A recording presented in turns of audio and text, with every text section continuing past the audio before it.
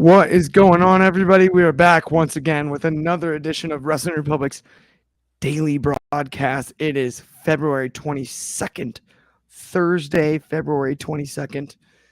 And you know what that means. It's a Throwback Thursday. We've got a sweet list of topics. We're going to break down Dynamite first and then give you a delightful throwback topic.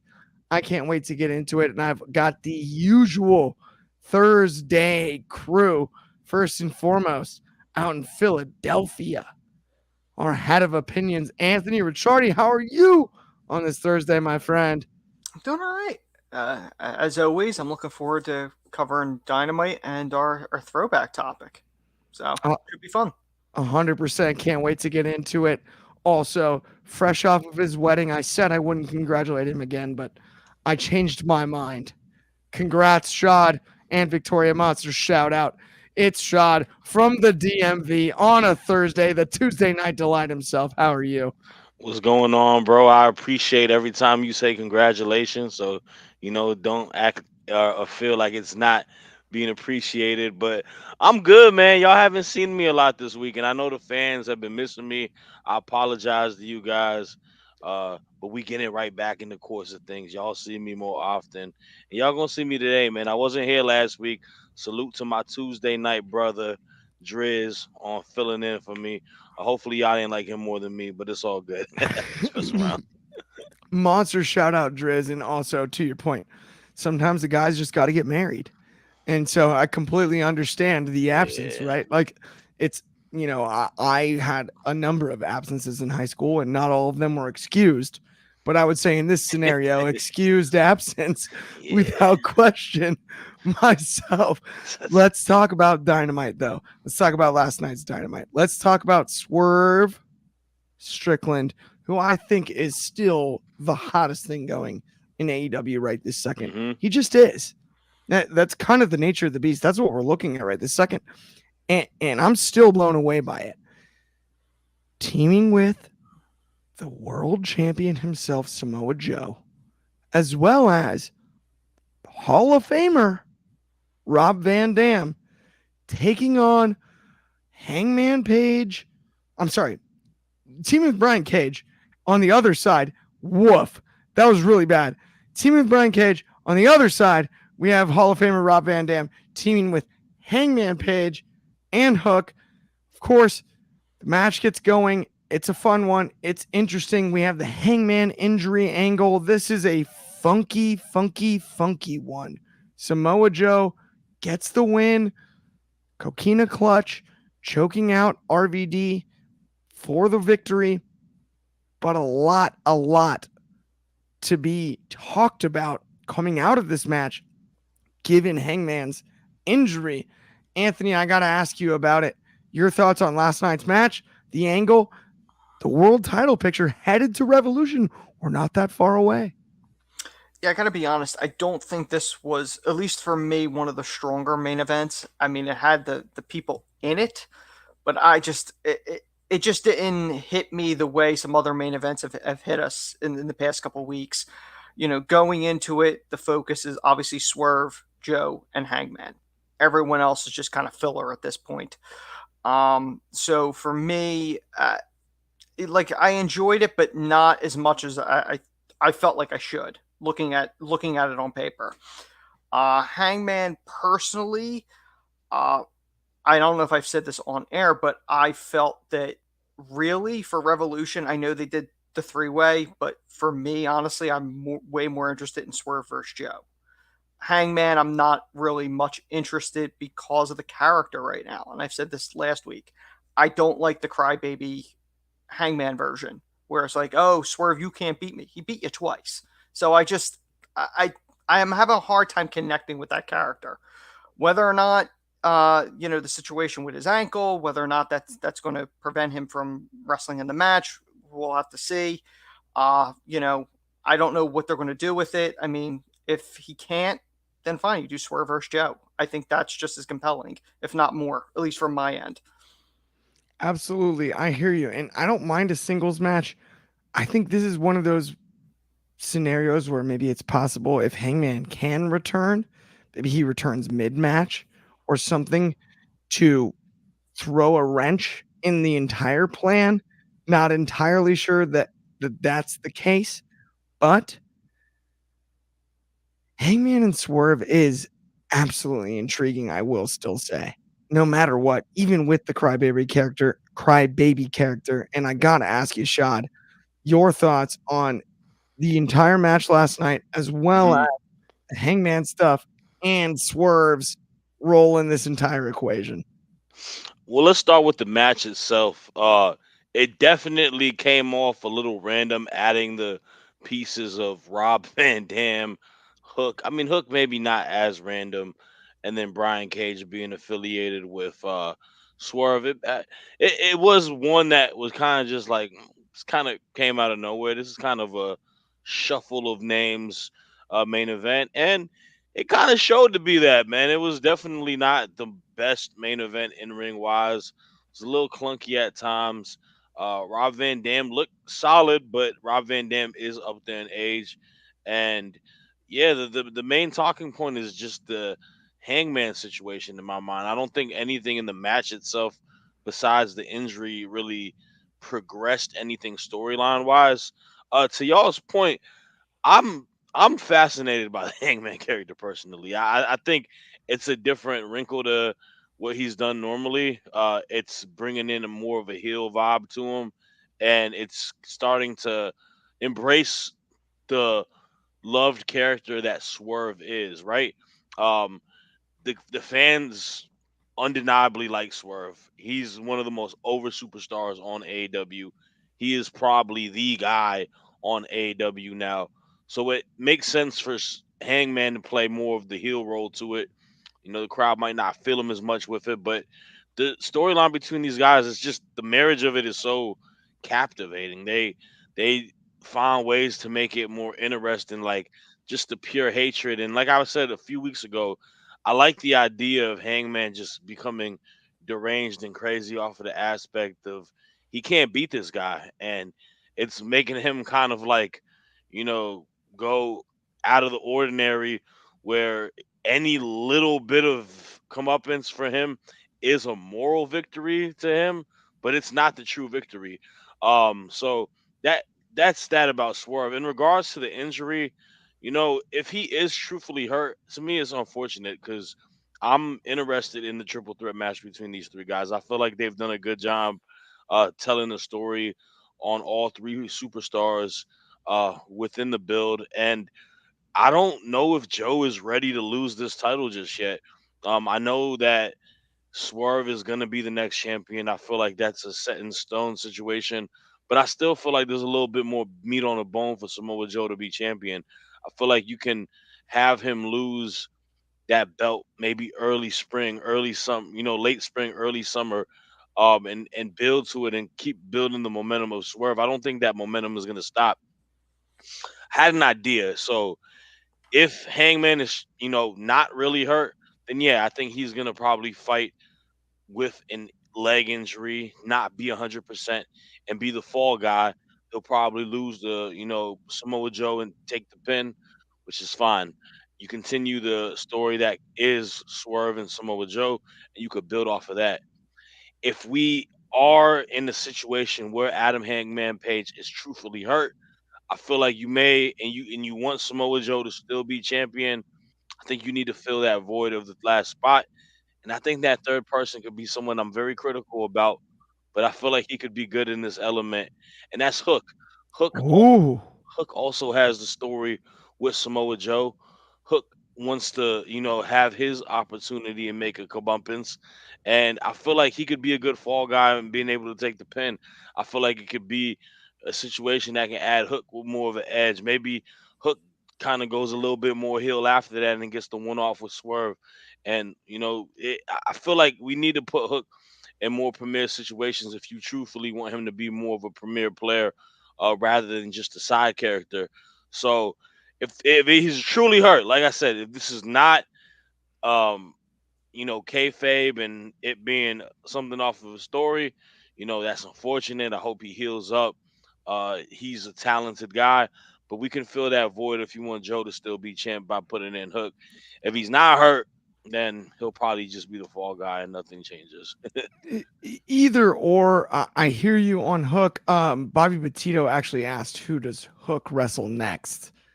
And so, Shad, I think you answered that one there with potentially being inserted into the triple threat match. Personally, I want to see Hook Brian Cage. Brian Cage, a former member of Team Taz. Okay. There's history there. That would be my answer to that question. Anthony, do you have anybody on the Hook list there? Not really. There's only certain people that I think he comes off as believable against, and I don't really know who you put him up against. I said before, I would turn him full heel, like Taz, and just demolish people and take the title off of Orange Cassidy. That's who I would have done it with. I got something. That makes a lot of I sense. got something for him. Something for him. I agree. I say embrace the heel side, make him go heel, put him on the Callis family. Ooh, that'd be interesting too. Make it serious too. Let's not. Maybe you have a juxtaposition with his own father on commentary too. Possibly with that where Callis and Taz are butting heads over the direction for Hook. I don't hate that at all. Or find a talking head that can help him out, like an actual. Like that's the thing. Like I love Stokely Hathaway. I think he's a great manager, but like we're at a point where he's so much of a comedy character. I feel like he's a person that can play a good role as a manager for people. Like a Hook. Like he's got the charisma, personality. I feel like he could have been good for Hook. I think Hook's issue is just that. I think presentation and in ring is solid. I just don't think he's got the talking ability down pat at all. Like he's not a confident talker. And he doesn't see. I think his character doesn't speak though. I he's think the silent type, and that's what it should be. But we've gone to this place where we put him in comedy aspects, troll aspects, and all of that too. So we've made jokes off of it. Anthony, what were you going to say? I think the smart move is this: you have him lose.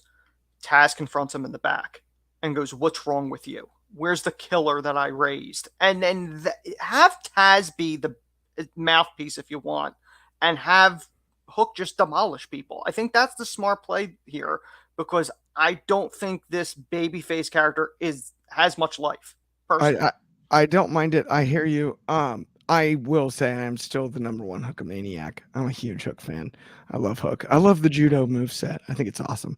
But we've got an awesome number of comments here that I got to get to. Coach 23 in the comments with Hangman is currently in the same level as Seth Rollins was way back in 2019 when fans started to turn on him, and he becomes a little bit more per CM Punk, in parentheses, whiny. I agree with that. I think that's so. Here's heck of a call right there. I agree with that.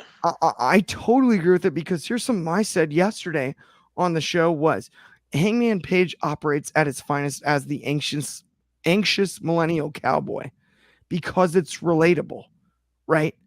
It is relatable. He is a millennial that wants to live up reputation wise, generationally, 2 generations behind, but he's anxious because of the current state of today's wrestling world and the world as a whole. And that imperfection in his character is what made him originally, to me, the most exciting. That's what I loved about him most, was that he wasn't perfect. He was nervous to be out there. He admitted it in the entire gimmick. Right? He's the anxious, keyword anxious there. He's nervous. He's afraid. He not only fears success, he fears failure. For him to go crazy and get whiny and get petty, that's how we bring that character back. Because I do believe that Hangman Page had gotten stale in certain scenarios. He's not the old gunslinger cowboy. That's not who he is. He's a modern version. It's an entirely different person than we would expect out of a cowboy character. And I think that was the brilliance of the original one. He needed Kenny Omega to win the tag team titles, to achieve success, to finally believe in himself. He overcame his own fears of both failure and success to overcome Kenny Omega and win the world title in the first place. And this going crazy, to me, it makes sense because this is how as he's upset, whining, being victimized, feeling victimized, it's the extreme version of the other character.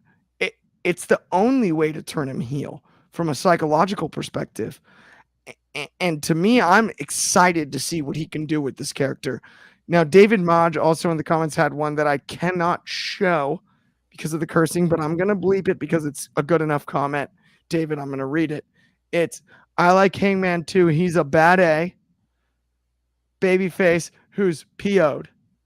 That's basically, I would agree. That is where he's truly at. His intentions aren't bad. He's frustrated once again because he's a guy that's always been an overthinker. Now, Coach 23 added in the comments. Well, David also added, I hope he's still able to wrestle even if Hangman is hurt. Absolutely. Same with us. No question. Wish the best for Hangman upon his return. And then Coach 23 added, I'd pull Joe/Swerve by either Double or Nothing or Forbidden Door. I wouldn't do a one-on-one yet at Revolution. Way That's too what I'm early. saying. That I can understand. He also Not off a week's build, bro. he Like, added David Cowboy James Storm is still the best cowboy wrestler of the modern generation. I really liked James Storm, and he put in a great amount of work, but I would personally put Hangman Page a notch above. I disagree. It's definitely Jimmy Wang Yang. Wow. Now we're talking, Shad. It's the Wang Yang. Shout out Jacob, by Yeah, the way. man. He's a big Jimmy Wang Yang fan. Salute to Jacob. Yeah. That's a good one. Bobby added that he thinks that Swerve Strickland should win the AEW World Championship at AEW Double or Nothing against Samoa Joe. I don't mind it at all. Yeah, I mean there are endless possibilities here. I'm excited to see how it plays out. I think Revolution is going to be a big show. Hangman Page in the Virginia area, North Carolina, very close geographically. I've got a feeling Hangman might be in that building. We will see, though. 2 up, To 2 say down, the very baby. least. Best state in the world. Absolutely. Let's talk about the Blackpool Combat Club, though, and FTR. This is a big one here because we have arguably the 4 most polished competitors in all of AEW in the ring at once, outside of maybe Bryan Danielson, right? We have 4 of the absolute best, and it goes to a draw. I thought the match was enjoyable. I thought it was fun, and I think it deeply affects the tag title picture coming out of Sting's retirement match. I got to get your thoughts, though, Anthony, because with the new ranking system, this could be anything from here. Yeah, the one positive when all these weeks that we've done Dynamite is I think they have really strong openers, and for the most part, and I think this was one of them. These are 4 guys that really haven't really had anything worthwhile or relevant in a while. I mean, they had Mox fighting with the CMLL guys, which no one cared about. Claudio hasn't done anything worth of interest, and FTR is just kind of floating. So I think them being in a rivalry could help both teams and overall help the tag division, which has not exactly been as strong as it was in the past. So having a rivalry with these 2 teams, I think it could help all 4 guys. Absolutely. And not only that, I think it deeply affects the title picture, right? I haven't seen the rankings today yet. I believe they're released every Monday, correct? I don't know. I got to be honestly, the rankings I've viewed the same way WWE with the brand split. I don't really take much credit. See, it's funny credence in it. as an MMA fan, I get into them. I think it's interesting, and I think this is one of those where I'm curious to see if we see maybe Mox and Claudio ranked now, or if we see them in the contender spot next to FTR. This to me has to be paid off at Revolution. Yeah. Now that we've seen the draw. And I I Didn't think they after make the match last night? There was a backstage confrontation. They made the match for Right. Revolution, did they not? They did. But my Okay. point is, it has to be paid off. it's Like gotta it be a blood. It's has gotta to be a be. blood feud. Yeah, this has got to be paid off at Revolution, where whoever goes over is the next number one contender. That's kind of my thoughts on it. At least, Shad, how do you feel about it there?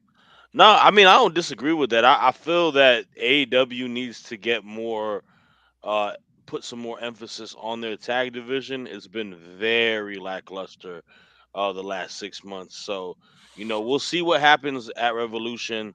Um I feel like you kind of need to go back to your anchors and some heavier hitting tag teams to kind of get it back in the fold of things and whatnot. So I'm fine with it. I thought last night's match was excellent between both teams. I'm a little burnt out on the draw finishes, but I mean I'm not gonna complain watching Yeah, FTR, Mox, and Claudio. So I would have loved to see a finish. I get it.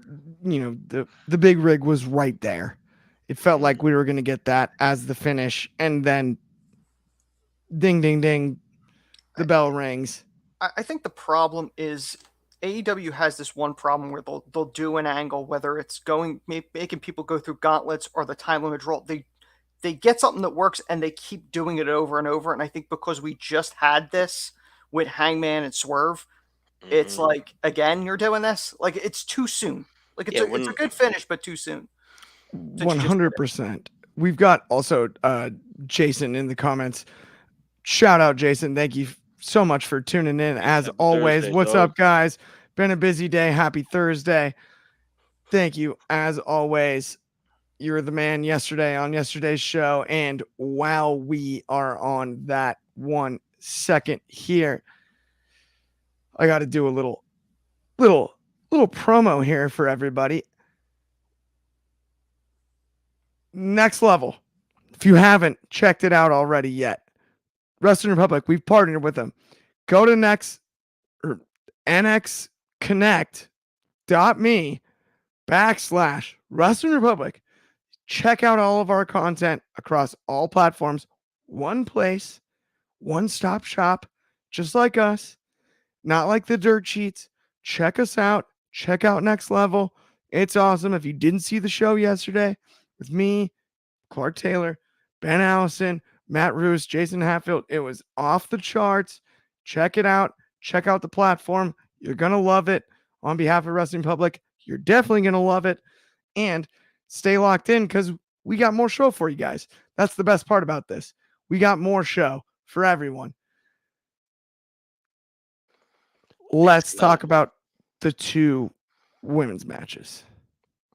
We got multiple squashes in a row last Mm-hmm. night. Not consecutively, literally, but same card, right? Mm-hmm. So we got Tony Storm versus, and Winnell is the last name. Unfortunately, I don't think there is a first name. I don't know that we needed to know it. I gotta say, this was a squash's squash, for lack of a better term, and the timeless one didn't have to use very much time. So, Shad, I'm gonna toss it to you and ask you about Tony Storm. Well, wait a minute. Hang on. Let me back up. We're going to talk about both Tony Storm and Winnell and Peraza versus Reign, and all three of us are going to talk about it. Shot, I'm going to toss it to you. What did you think about the match? How did you feel about it? Both of them. This has to be Peraza and Timeless One in the long run, right? I mean, yeah, we're building to the Revolution match next week. I liked a lot of what Ben said yesterday. Shout outs to boss man Ben Allison in regards to how the build of this feud is kind of took a little bit of a diversion and went more so of a week by week where it's just these two having matches. And then last night we saw both of these two have matches. Um, I definitely would like to see them, possibly have more of an interaction, more of a feud, more of the story being told rather than them just showcasing against random people on a roster. Uh I can't speak about the Winnell and Tony Storm match because it wasn't very much of a match. I blinked and it was done. It was a enhancement talent. Salute to her. She got an opportunity to wrestle in her home state. That's awesome. But the match that I was so disappointed about was Deanna versus Madison Rain. Um, Clunky. It was just the timing. Everything did not work between them two. And I've seen these two wrestle on TNA Impact before and have better matches. It just seemed like maybe it was a short notice match and the chemistry was kind of rusty because it did not look good. And then the infamous viral spot where we see Madison Rain just landing on her head like it wasn't a good look, man. And I don't like it because this isn't a representation of who both women are, but especially Deanna Purrazzo, because I've said it before. I think Deanna Bell for Bell is one of the best women's wrestlers in the entire landscape of professional wrestling. But you have people telling it like she's not that good of a wrestler after last night. I'm gonna say it was an off night, and she's not gonna have a bad match with Tony Storm. She's had good matches prior to it. Um, yeah, I mean, let's get some emphasis next week on Dynamite before Revolution. Some sort of exchange between them on a mic or, one of these vignettes. Like you're so good at. The thing is, like, you're really good at creating presentation for Tony Storm. Even like yesterday with the black screen half on her and black and white, and the other half colored. Like, why aren't we leaning and doing more stuff for these like vignettes with these two to build it up? Like, this is the bread and butter of her character. Let's bring her to. Why don't you have a segment with Deanna in the black and white segment, right? Like in a 1950s realm of that where she's at, and then she makes her snap back to reality, and it goes into color, basically reminding her about who she really is. And I feel like you can do way more creative stuff to it, and that's kind of been my knock about it as of late. I hear you there 100%. It's one of those things where Tony Storm and Deanna Purrazzo was a story that is so easy to tell, and I just think there's a better way to do it than this. I think, Anthony, you would agree with that. Your thoughts on the two squash matches last night? Yeah, I mean, like Shad said, you blinked and you missed. Honestly, there's nothing of substance in either one of these matches. I mean, the Perazzo Rain match would be just as forgettable, but it's remembered because of the botch with Madison getting dropped on her head. The focus is obviously Storm and Perazzo, and even though they've built this, and in weird ways it feels rushed, even though it's not. I mean, there's moments in here that I think are visually very cool. The split screen of the black and white for Tony and Deanna being in color. I love that visual. It's different. I like when they're able to do something that I haven't seen before, which is a little difficult when you've watched as long as I have. So I do enjoy it. I think it's an interesting story, but the pit stop of this match is there was no substance there. Like I didn't care about these two matches, and they didn't make me care either. And it's a shame because Madison is a talent. Winnell I know nothing about, and after last night, know even less. So I don't honestly, it just there was nothing there. Yeah, that's the way to put it. It's brutal too because to your point, like, yeah, like Madison Rain is awesome. I mean, we had Bobby Petito added that he'd love to see Madison Rain on TV. Jay Hatz added, like we touched on yesterday, you should have just had a promo and it would have been so much better. And we talked already a little bit about off the air today, but now on the air, like the promos last night were very good. This would have been another one to add that. I said this off the air.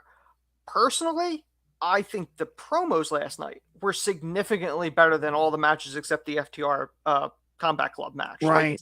Like, I know it's not on here, but I felt Sting's promo was probably one of the best promos I've ever seen Sting do. And that was based on realism. There was a real element there to it. And then we're going to get to other ones. But like, I know it's not there, but I wanted to mention the Sting one because I really think that was some of the best stuff, and it made me interested in this tag match that wasn't there before, and it's because there's a realism to it. I agree 100%. Also over on Instagram, Tink54 added, hello, bros. What's going on, Tink54? We appreciate it always. We've got Jason agreed as well. He said, well said. Thank you so much. This is something that it's solvable because it's such a story that almost tells itself. And that's the hard part for me. It does. And speaking of stories that tell themselves, I think we all were looking forward to Adam Copeland and Christian Cage. I think we were, right? Mm-hmm. We just were. But it's Daniel Garcia. And I love the dance as much as anyone. But it feels like a letdown for Revolution in some ways. I don't know. I love Daniel Garcia. He's so dang good. Shad, I got to ask you about it. Totally disagree TNT with you. title. Totally disagree with you. I totally disagree with you. I am actually excited about this match. I think I saw Daniel Garcia in his element last night. I'm seeing a new personality to him. I'm seeing more confidence in him, you know, creating that serious, great technical wrestler with this new swagger, young guy dancing, all meshed in one. And I think this is a good litmus test for him at Revolution. It may not be the marquee match, but man, Edge and Christian, we're gonna get that at some point. I don't need to see it so back to back to back on pay-per-views until I know it's gonna be finally done. This is a good pay-per-view opportunity for Daniel Garcia. I love the promo exchange between him and Christian last night. I think Christian has been in his bag, you know, digging through all the files. He must work for the FBI because he knew the address of that man's you know, father's grave site and then going Yeah. at it with that. It's sinister, and this character is a dicey one, right? But Daniel Garcia was so good on his comeback, man.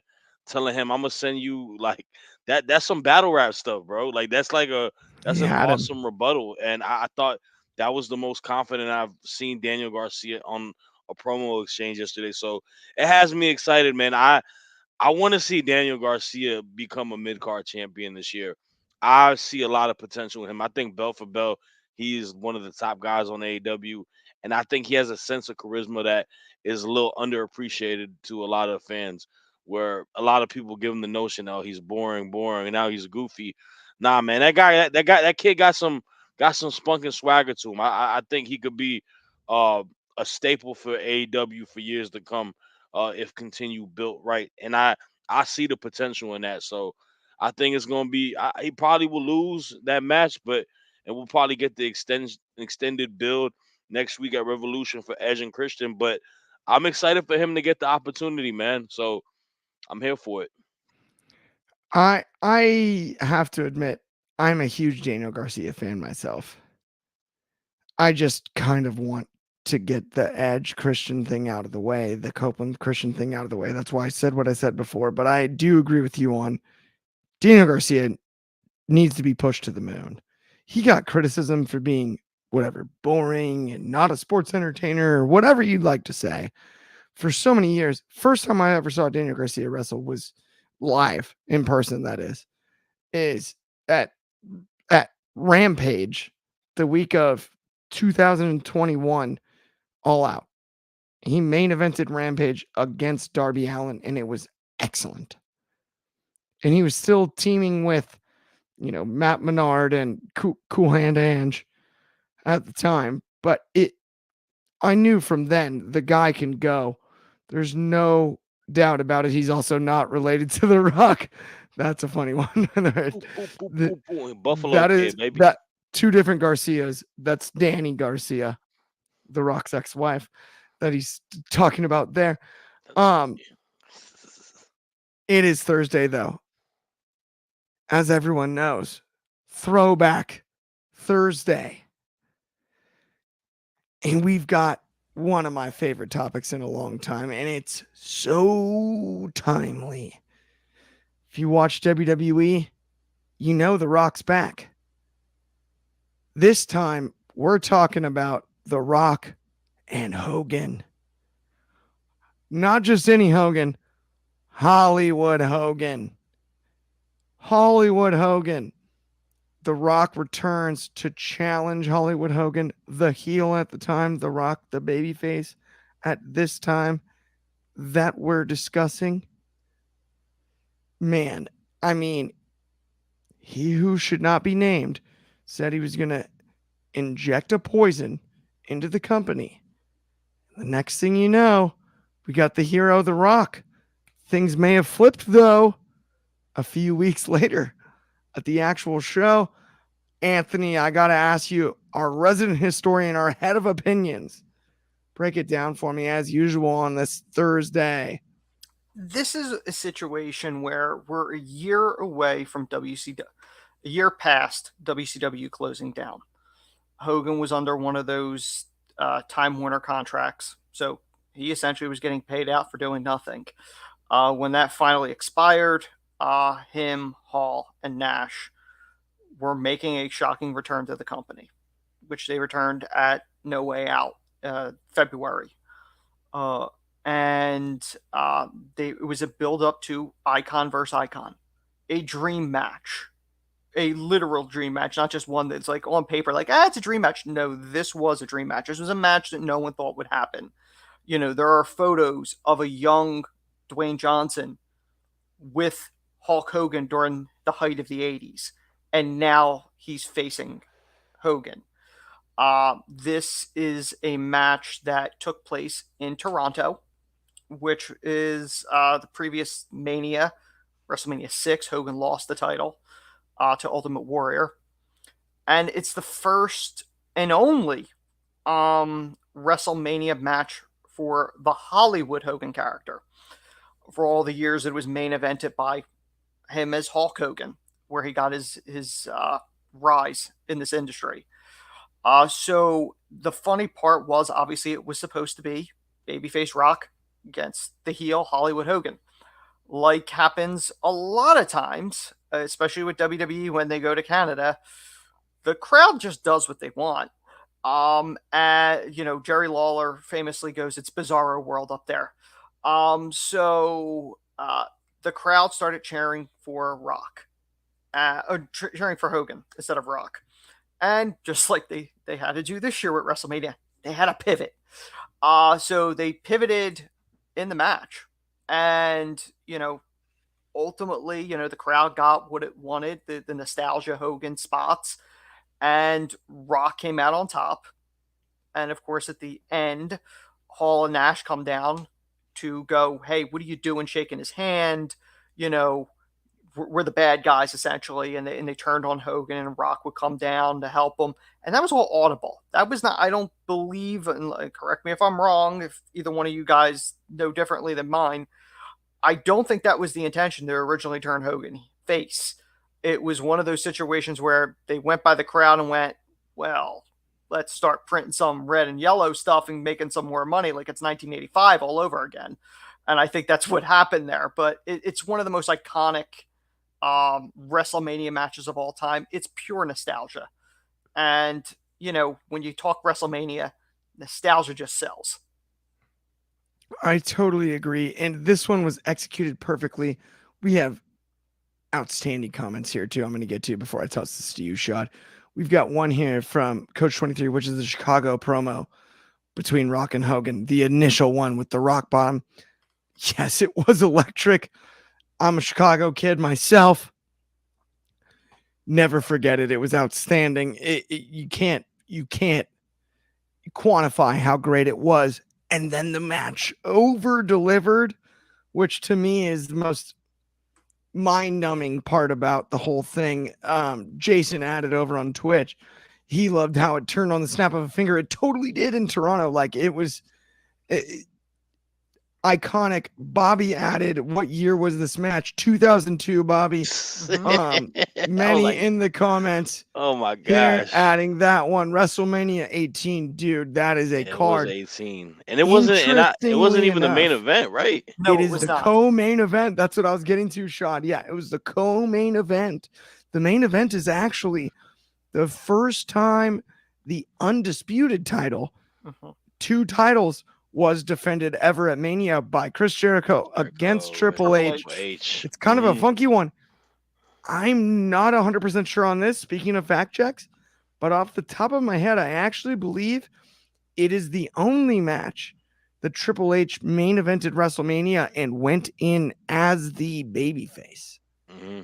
He may have been cheered at others, facing John Cena and other ones. I believe it is the only time Triple H ever main evented as a babyface. And that's kind of a fascinating one in its own right, because that's kind of the only knock on that card. Now, Shad, I know you have fond memories. We all were. I was 11. I believe you were about the same age I was watching 10. that card. Um, just an outstanding one. But the initial promo between Hogan and Rock, the match follow up. Talk to me about all of it real quick. Yeah, I mean it's one of those situations as a fan, you get to see two generation separate generational talents finally meeting one on one. Two of the most popular stars at that, respected time frame, and them having an opportunity to have a match. And that's something that, is unheard of to people, but you love and you soak in the moment and you think it was great. I think it was executed perfectly during that time frame. I think they showed out, man. I remember being like 10, super excited for that trying to find bootlegs for WrestleMania 18 at that time. Um, and I mean, for me, I won't lie to you. I was more as a kid. I was more hyped for Jericho and Triple H because I was. Those were like two of my favorite wrestlers as a kid. But I was. I mean, I would be a fool if I say I wasn't hyped for The Rock and Hogan as well. But I mean, it was a classic, man. That's one of those like timely things, and like it's crazy to kind of just see how it is now, right? Where you have this generation's, undisputed top guy, GOAT of this 2020s, 10s, whatever era, and then you got The Rock in there with Roman and The Rock, and it's crazy how the universe works. Where now we want to see that kind of. That's one of those once in a lifetime matches or whatnot that fans are excited for, and. Yeah, man, and I agree with what Coach 23 says right here. Poor Hunter. Every time he was in the main event, he gets overshadowed. It's so Right. true. I'm telling you, man. Like y'all gotta put a little bit. Yeah, People he gotta was put more respect. 19. People gotta put more respect on Triple H, man. Like that dude really is like one of the most. He's my personal favorite wrestler of all time. But I feel like he's in the running to be a Mount Rushmore person, man. Like I don't know. I feel like it was a deserved main event for them. I, It I had hear its you. belt on it as well. I know the glimmering, of that match that you once in a lifetime with Hogan and Rock, but I feel like it was like during that time, like Jericho as the double champ was killing it, bro. It was a big deal, right? I mean, beating both The Rock and Austin in the same night. Hmm. I think more of the complaints. Now Jason Hatfield also added over on Twitch that Triple H is definitely Mount Rushmore. I agree. He's up there. Mount Rushmore, I would say WWE all time. He's all I, time Mount Rushmore. I, keep in mind this match going into it.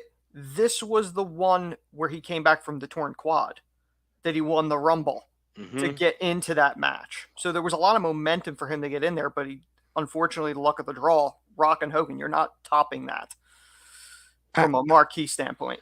I hear that. Was that where they had the promo with the what was it? The My Sacrifice? Was that when his return? No, it's a That was beautiful another one, day. my You bad. too. It was a beautiful day, my bad. That's right. Yeah. That was a sick promo, man. Okay, wait. I got to read one quick comment. Tink 54, 2002. I was young back then. LOL over on Instagram. Yes, absolutely. Thank you. I appreciate that. Don't In bury the the old guys. comments, he was a young buck. But I will say, Jason added that he is Mount Rushmore, and we've only got a couple seconds left here. Few minutes. Quick Mount Rushmore. So 4 each.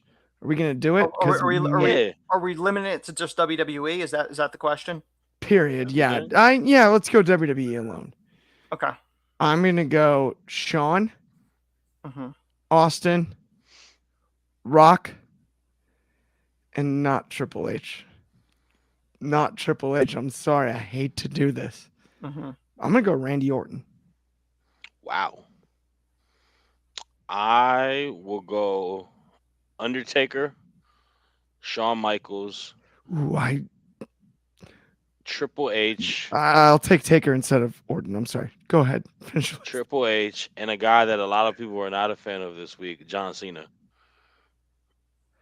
Ooh.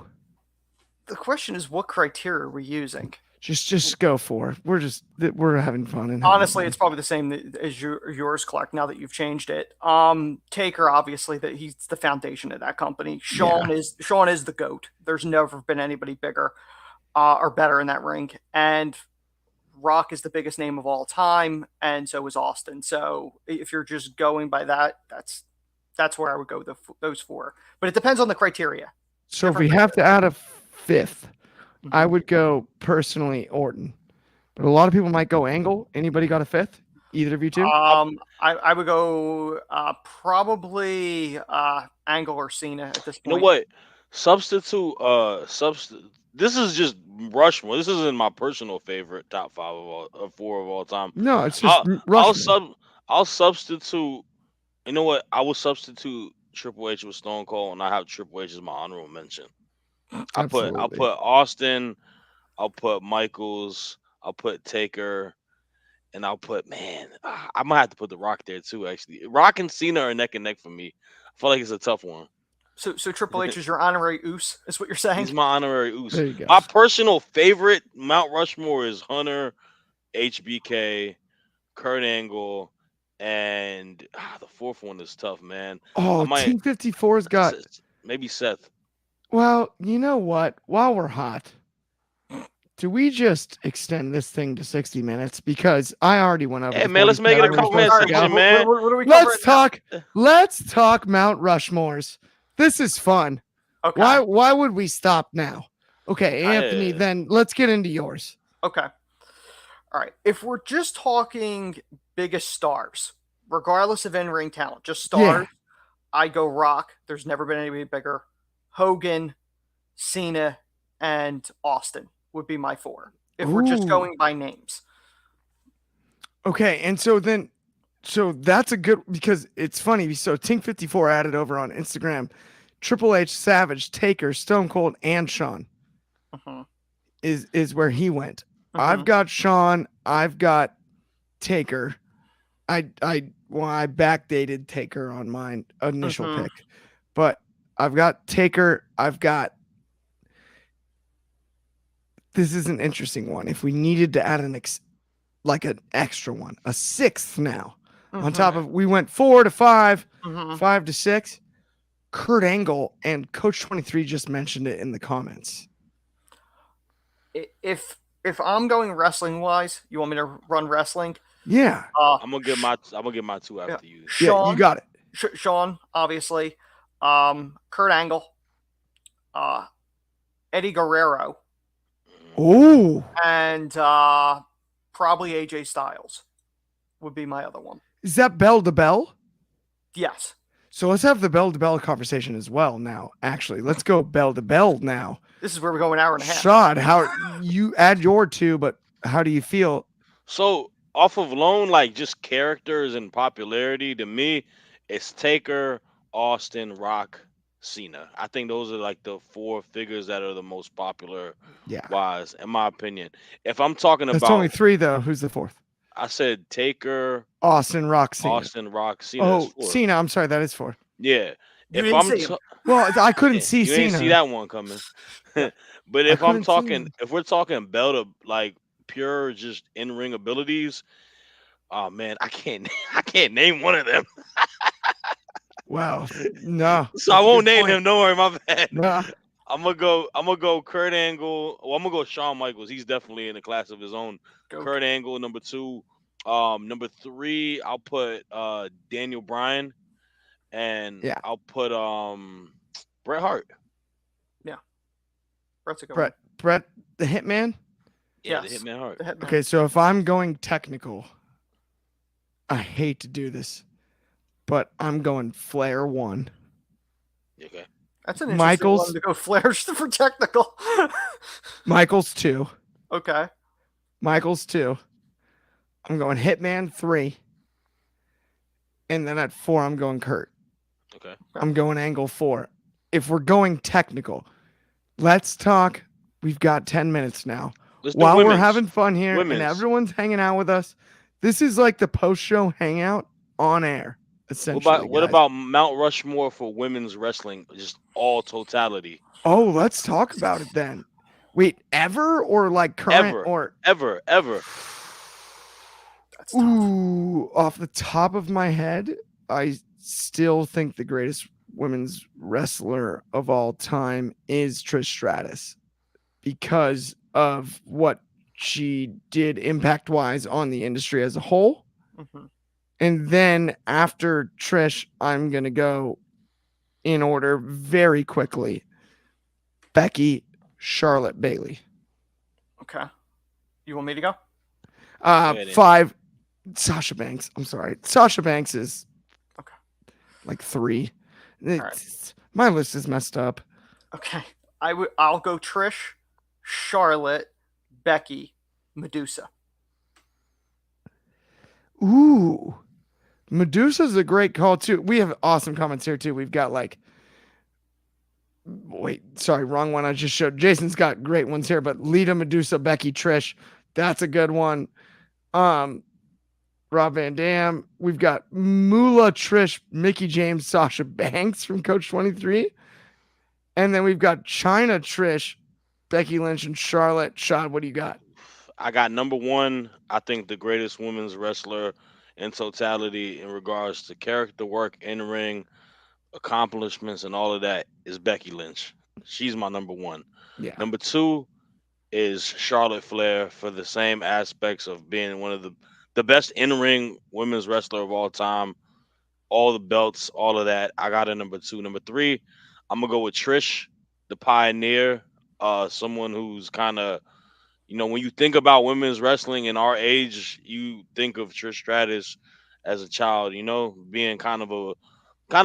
being an icon in her own sense, like we talk about with The Rock, Austin, and all that. She was kind of a household name, in her own right. And then number four, man, oof, that one is tough. I am going to go with, man, it's hard because I like China as a character, but I don't think she was the best in ring worker, and that's Lita is kind of in the same boat as that too to me. I think just the timing of her being there during that time, but man, I'm gonna have to probably go. I feel like I want to pick another horsewoman. I'm gonna pick Bailey. I'm gonna get Bailey the last nod because I think, and that's no knock to Sasha. It's between. I want to just put all four Same. horsewomen, but because I feel like they are the four best women's wrestlers of all time. Yeah. But I can't not have Trish on there. I feel like that'd be disrespectful. Um, I'll put Bailey because I think Bailey has been a woman who's had the most banger matches out of all them and has been the best, point guard assisting people, but on the other spectrum being that girl, being that champion and whatnot. And I think her story has only been being written more and more as we speak. But you know who will be on that list? I think Bianca Belair will be on that list eventually. I would agree with Bianca 100% on that. And honestly, I got to read this comment over here on Instagram from Tink54 _, which is Coach 23's comment. he gave great lists. He gave Medusa, Charlotte, Becky, but his number one is a name that has not been mentioned, which is Joyce Grable. And if you don't know your history about Joyce Grable, she was the GOAT of women's wrestling all the way up, all the way around. That is a name that you do not hear often. I'm blown away by that one. That is a name that should be on many of these lists because she blazed the trails for so many women in this industry and is such a cool backstory. No question. Is it? And this is only WWE women we're talking about. We were ourselves, but he just added Okay. Joyce. She's not WWE related. That's NWA, I that's believe. way, but that is somebody that we might need to cover on a throwback, right? It is Thursday.